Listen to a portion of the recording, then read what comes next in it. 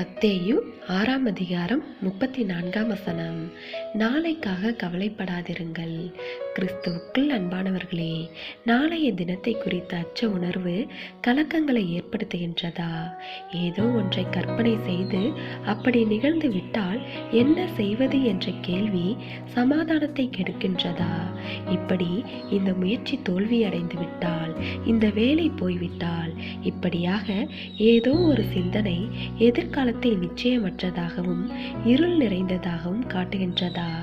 அப்படிப்பட்ட சூழ்நிலையில் இருப்பவர்களை பார்த்துதான் கலங்காதிருங்கள் என்று ஆண்டவராகிய இயேசு கிறிஸ்து கூறுகிறார்.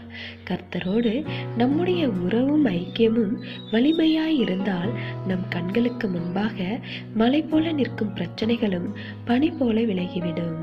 எனவே தேவ பிள்ளைகளே, நமக்கு தேவையானது கர்த்தர் என்னோடு இருக்கிறார் என்ற நம்பிக்கைதான். உதாரணமாக, கானானை வேவு பார்க்க சென்றவர்கள் அங்கே கண்ட சூழ்நிலைகளை பார்த்து அஞ்சினார்கள். ஆனால் காலேபும் யோசுவாவும் கர்த்தர் நம்மோடு இருந்தால் நாம் வெற்றியாய் அந்த சூழ்நிலையை சந்திக்கலாம் என்றனர். எனவே தேவனிடத்தில், கர்த்தாவே, உம்மோடு நான் இருக்கின்ற நிச்சயத்தையும் என்னோடு நீர் இருக்கின்றீர் என்ற நிச்சயத்தையும் எனக்கு தாரும். அது மாத்திரமல்ல, எந்த சூழ்நிலை வந்தாலும் அங்கே என்னோடு இருந்து எனக்கு உதவி செய்வீர் என்ற நம்பிக்கையை எனக்குள் மேற்கொள்ள செய்யும் என்றும் நாம் ஜெபிக்கின்றவர்களாக இருக்க வேண்டும்.